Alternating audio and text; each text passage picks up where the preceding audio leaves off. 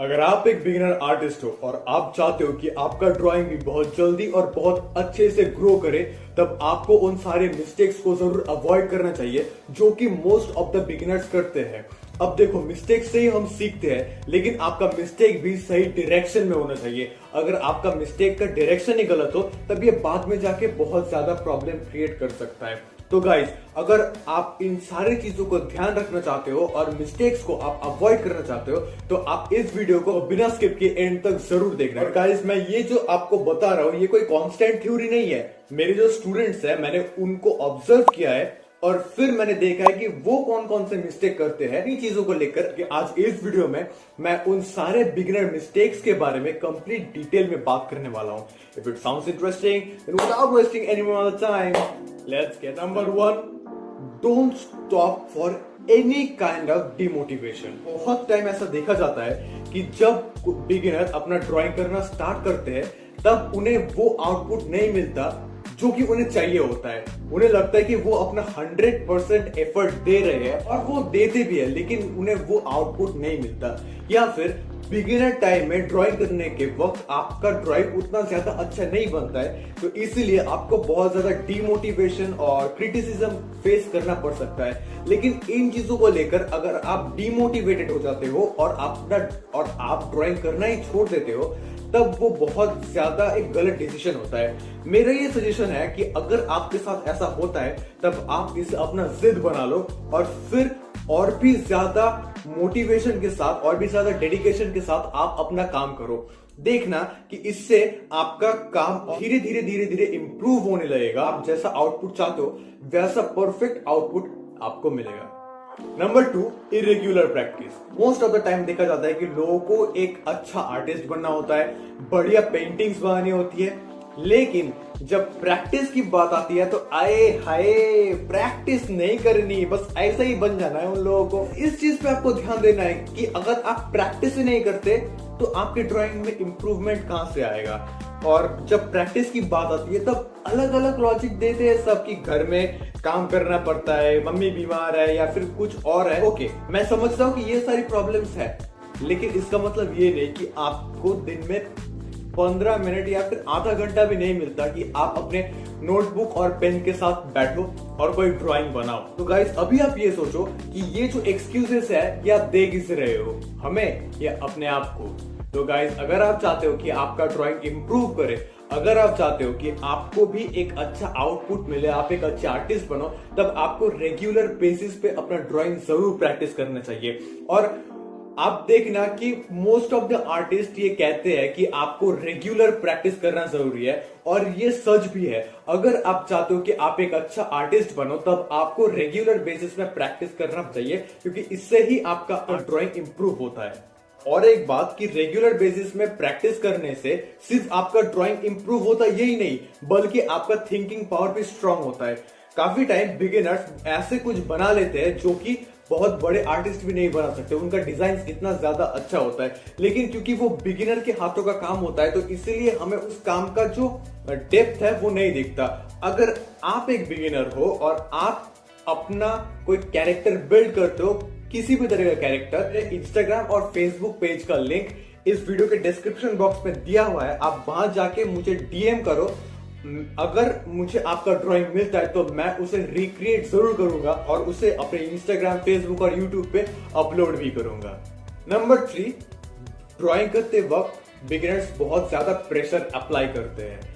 Most of the cases में बच्चों में देखा जाता है कि बच्चे जब ड्राइंग करते हैं तो वो पेंसिल से नोटबुक पे बहुत ज्यादा प्रेशर क्रिएट करते हैं, तो इसलिए एक निशान पड़ जाता है। जब वो लाइन गलत होता है, तब मिटाने के वक्त उनको बहुत ज्यादा प्रॉब्लम्स फेस करना पड़ता है। अगर आप एक बिगिनर हो, बच्चे हो बड़े हो फर्क नहीं पड़ता, आप अगर बिगिनर हो और अगर आप भी ये गलती करते हो तो इसे जरूर सुधार लेना। अगर आप आउटलाइन बना रहे हो तो बिल्कुल हल्के हाथों से आपको आउटलाइन बनाना है, इतने हल्के हाथों से ताकि वो आपको दिखाई दे कि हाँ, यहाँ पे लाइन है और इसके ऊपर मुझे काम करना है। आउटलाइन बनाने के बाद प्रेशर अप्लाई बिल्कुल भी नहीं करना चाहिए।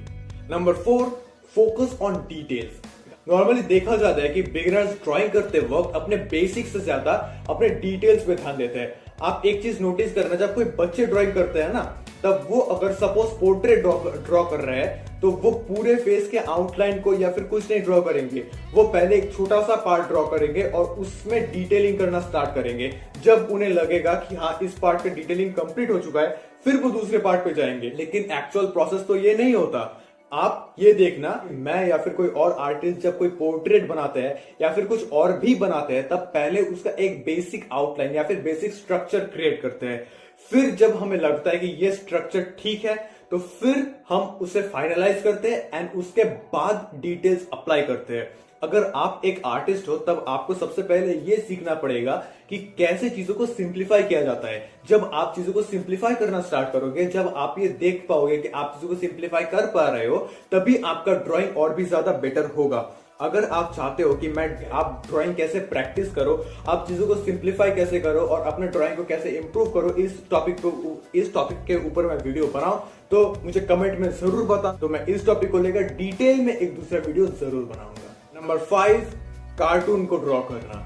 बिगिनर्स नॉर्मली बहुत ज्यादा कार्टून ड्रॉ करते हैं। अब कार्टून ड्रॉ करने का जो रीजन है, वो पहले ये है कि कार्टून ड्रॉ करना पहले एक बात तो बहुत ज्यादा इजी होता है। जिन कैरेक्टर्स को हम ऑलमोस्ट ऑल द टाइम अपने आंखों के सामने देखते चलते फिरते हुए, अगर उन कैरेक्टर्स को हम खुद ड्रॉ कर पाए, तो वो और भी ज्यादा इंटरेस्टिंग होता है, और भी ज्यादा मजेदार होता है। लेकिन आपको ये ध्यान रखना है कि आप अभी भी बिगिनर हो। तो अगर आप पहले से ही कार्टून ड्रॉ करना स्टार्ट कर दो और रेगुलर बेसिस में उसको प्रैक्टिस कर दो, रोज किसी एक चीज को बार बार करते रहे, तब तो उसे प्रैक्टिस ही करेंगे ना।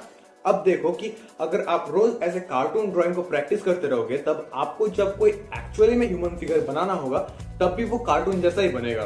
तो इसलिए आपको पहले तो ध्यान देना है कि एक्चुअली में रियलिज्म जो होता है वो परफेक्ट है या नहीं, आपके जो हाथ पैर है, आप जो भी बना रहे हो वो ठीक ठाक है या नहीं। जब आपके वो चीजें ठीक हो जाए, फिर आप कार्टून ड्रॉ करो और देखो। और मैं ये नहीं बोल रहा हूँ कि आप कार्टून देखना बंद कर दो, मैं तो बोलूंगा कि कार्टून देखो, क्योंकि कार्टून्स में क्या होता है, आपके मतलब कार्टून के जो बेसिक कैरेक्टर्स होता है, उससे ज्यादा आप कार्टून के बैकग्राउंड्स को देखो। नॉर्मली क्या होता है कि जो कार्टून कैरेक्टर्स होते हैं, उनसे ज्यादा डिटेल में उनके बैकग्राउंड्स होते हैं, कि बैकग्राउंड के जो कलर्स होते हैं वो बिल्कुल एक्यूरेट कलर होते हैं। आप बैकग्राउंड्स को देखो कि वो कितने परफेक्टली बनाए गए हैं। तो आप बैकग्राउंड्स को देखो और उससे इंस्पिरेशन लो। तो इन चीजों को ध्यान में रख के ही आपका जो ड्राइंग है वो धीरे धीरे और भी ज्यादा इंप्रूव होने लगेगा। नंबर 6, कॉपी करना। अब देखो, कॉपी करना कोई गलत बात या फिर बुरी बात नहीं है। मैं भी जब बिगिनर पोर्शन में था, तब भी मैंने किसी न किसी से कॉपी ही किया था। तो कॉपी करना कोई गलत बात नहीं है। हम जब किसी को अपना आइडल मानते हैं, तब हम उनसे कॉपी करते हैं, उनके स्टाइल को सीखते हैं, या फिर उनके ड्राइंग को अच्छा लगता है तो हम उसे कॉपी कर लेते हैं। और अब कॉपी भी 2 तरीके से किया जाता है। एक कॉपी होता है सीखने के लिए और दूसरा कॉपी होता है चोरी करने के लिए। बहुत टाइम पे ऐसा देखा जाता है कि कोई बिगिनर या फिर कोई आर्टिस्ट किसी दूसरे आर्टिस्ट का ड्राइंग को बिल्कुल कॉपी करके उसे अपने नाम से चलाता है। तो इसे कहते हैं चोरी करना, जो कि गलत बात है। लेकिन आप किसी आर्टिस्ट को देखकर उनके ड्राइंग को प्रैक्टिस करते हो, इस वजह से कि आप उनसे सीखना चाहते हो, आप उनके स्टाइल को ऑब्जर्व करना चाहते हो। तो अगर आप उनसे सीखते हो, उसे ऑब्जर्व करते हो, तब ये बिल्कुल सही है, इसमें कोई गलत बात नहीं है। काफी लोग कहते हैं कि ये गलत है, लेकिन इसमें कुछ गलत नहीं है, आप कर सकते हो ऐसा। नंबर 7, सैटिस्फाइड होना। नॉर्मली बिगिनर जो होता है ना, तो बिगिनर्स अपने काम को लेकर बहुत ज्यादा सेटिस्फाइड हो जाते हैं। वो नॉर्मली जो काम करते हैं, अगर उससे थोड़ा ज्यादा अच्छा कुछ हो जाए, तब वो उसी से सेटिस्फाइड हो जाता है कि यार मुझे तो ये आ गया। लेकिन ये बात गलत है। आपने देखा होगा कि मैंने बहुत जगह पे, मतलब अपने सोशल मीडिया पे या फिर किसी वीडियो में भी शायद इस कोट को यूज किया है कि be proud for what you have done, not satisfied. मतलब आप जो काम करते हो, उस काम को लेकर आप प्राउड फील करते हो, उस काम को लेकर आप अच्छा फील करते हो, ये बहुत अच्छी बात है। लेकिन आप अगर सेटिस्फाइड हो जाते हो, तब उस काम में इंप्रूवमेंट आना मुश्किल हो जाता है। आप एक जगह पे स्टक हो जाते हो, क्योंकि आप तो अपने काम से खुश हो, आपको उसे बेटर करने की जरूरत ही नहीं है, क्योंकि आपके पास जो है आप उसी से खुश हो जाते हो। तो इसीलिए आप जब कभी भी ड्राइंग करते हो, तब उसको लेकर आप प्राउड फील करते हो, अच्छी बात है, लेकिन उसको लेकर आपको सेटिस्फाइड नहीं होना है। एंड फाइनली पॉइंट नंबर 8, बहुत सारे केसेस में देखा जाता है कि जब कोई बिगिनर, शायद आप मेरे वीडियोस देख रहे हो तो मेरे वीडियोस में ही मैंने अपने ड्राइंग करने के लिए बहुत सारे टूल यूज करता हूँ। लाइक मेरा ब्लेंडिंग स्टम्प हो गया, या फिर मैकेनिकल पेंसिल हो गया, मोनो जीरो इरेजर हो गया, जेली रोल पेन हो गया। तो इन सारी चीजों को मैं अपने ड्राइंग करने के लिए यूज करता हूँ। इसका मतलब ये नहीं कि आपको भी इन सारी चीजों की जरूरत है। अगर आप एक बिगिनर हो तो एक नॉर्मल पेंसिल, इरेजर, शार्पनर, एक ball point pen, normal use and throw जो नॉर्मल बॉल पॉइंट पेन होते हैं, जो 3 या फिर 4 रुपए के आसपास आ जाते हैं, और एक स्केच बुक। बस आपको यही चाहिए ड्राइंग करने के लिए, आपको और कुछ नहीं चाहिए। These are enough. आप इसी से प्रैक्टिस करो, और जब आपका और धीरे धीरे धीरे धीरे आप जब अपने ड्राइंग को इम्प्रूव करने लगोगे, तब आप देखना कि आपको उन सारे जो टूल्स है उसकी नीड्स आपको खुद ब खुद आएगी। और जब वो आएगी तब आप खुद समझ जाओगे कि हाँ, अब मुझे ये चीज चाहिए, अब मुझे इसे लेना है। लेकिन ऐसा करना कि यार मुझे ये, मेरे पास ये नहीं है तो मैं ये नहीं कर सकता, जबकि आपको उसकी जरूरत भी नहीं है, आपका उसका यूज नहीं आता, तो ऐसी चीजों को आपको इम्प्लीमेंट करने की, या फिर ऐसी चीजों को आपको लाने, ऐसी चीजों को आपको खरीदने की कोई जरूरत नहीं।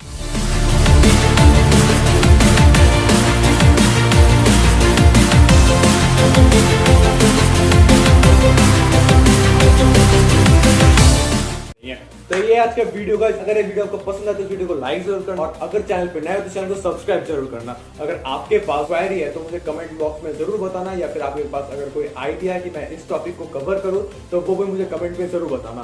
फिर मिलेंगे किसी नए वीडियो पे, दूसरे किसी नए इंटरेस्टिंग टॉपिक के साथ। तब तक के लिए take care, God bless you, see you next time.